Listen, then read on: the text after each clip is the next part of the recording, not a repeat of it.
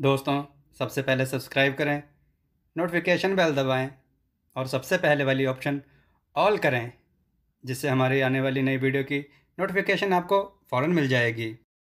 जय श्री राम भक्तों।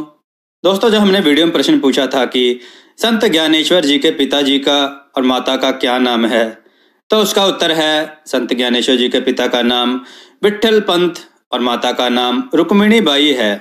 चलिए आज की कथा श्रवण करते हैं। आज की कथा है बहरे का सत्संग और एक संत। आइए कथा श्रवण करें।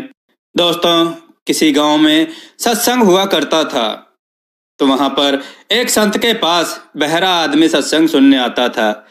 उसे कान तो थे, पर वे नाड़ियों से जुड़े हुए नहीं थे। एकदम बहरा, एक शब्द भी नहीं सुन सकता था। किसी ने संत जी से कहा, बाबा जी, वे जो वृद्ध बैठे हैं वे कथा सुनते सुनते हंसते तो हैं, पर वे बहरे हैं। बहरे मुख्यतः दो बार हंसते हैं। एक तो कथा सुनते सुनते जब सभी हंसते हैं तब, और दोबारा अनुमान करके बात समझते हैं तब अकेले हंसते हैं। बाबा जी ने कहा, जब बहरा है तो कथा सुनने क्यों आता है? रोज एकदम समय पर पहुंच जाता है। चालू कथा से उठकर चला जाए ऐसा भी नहीं है, घंटों बैठा रहता है। बाबा जी सोचने लगे, बहरा होगा तो कथा सुनता नहीं होगा, और कथा नहीं सुनता होगा तो रस नहीं आता होगा। रस नहीं आता होगा तो यहाँ बैठना भी नहीं चाहिए, उठकर चले जाना चाहिए। यह जाता भी नहीं है। बाबा जी ने उस वृद्ध को बुलवाया और उसके कान के पास ऊंची आवाज में कहा, कथा सुनाई पड़ती है? उसने कहा, क्या बोले महाराज? बाबा जी ने आवाज और ऊंची करके पूछा, मैं जो कहता हूं क्या वह सुनाई पड़ता है? उसने कहा, क्या बोले महाराज? बाबा जी समझ गए कि यह नितांत बहरा है। बाबा जी ने सेवक से कागज कलम मंगवाया और लिखकर पूछा। वृद्ध ने कहा, मेरे कान पूरी तरह से खराब हैं, मैं एक शब्द भी नहीं सुन सकता हूँ। कागज कलम से प्रश्नोत्तर शुरू हो गया।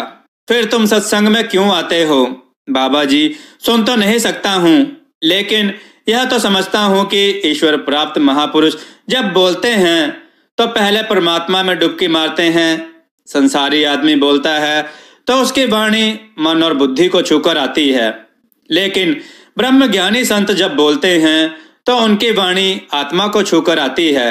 मैं आपकी अमृत वाणी तो नहीं सुन पाता हूँ, पर उसके आंदोलन मेरे शरीर को स्पर्श करते हैं। दूसरी बात, आपकी अमृत वाणी सुनने के लिए जो पुण्यात्मा लोग आते हैं उनके बीच बैठने का पुण्य भी मुझे प्राप्त होता है। बाबा जी ने देखा कि यह तो ऊंची समझ के धनी हैं। उन्होंने कहा, दो बार हंसना आपको अधिकार है, किंतु मैं यह जानना चाहता हूं कि आप रोज सत्संग में समय पर पहुंच जाते हैं और आगे बैठते हैं, ऐसा क्यों?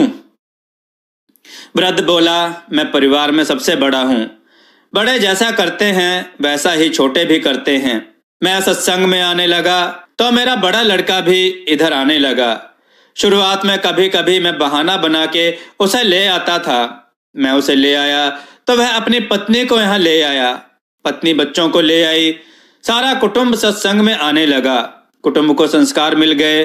ब्रह्मचर्चा आत्मज्ञान का सत्संग ऐसा ही है कि यह समझ में नहीं आए तो क्या, सुनाई नहीं देता हो तो भी इसमें शामिल होने मात्र से इतना पुण्य होता है कि व्यक्ति के जन्मों जन्मों के पाप ताप सब मिट जाते हैं। दोस्तों, आपको कथा कैसी लगी? अपने विचार और सुझाव कमेंट में जरूर दें। हमारी कथाओं को लाइक करें, हमारे चैनल को सब्सक्राइब करना ना भूलें। हमारी कथाओं को शेयर जरूर करें, जिससे लोगों को अच्छा ज्ञान प्राप्त हो। जय श्री राम भक्तों।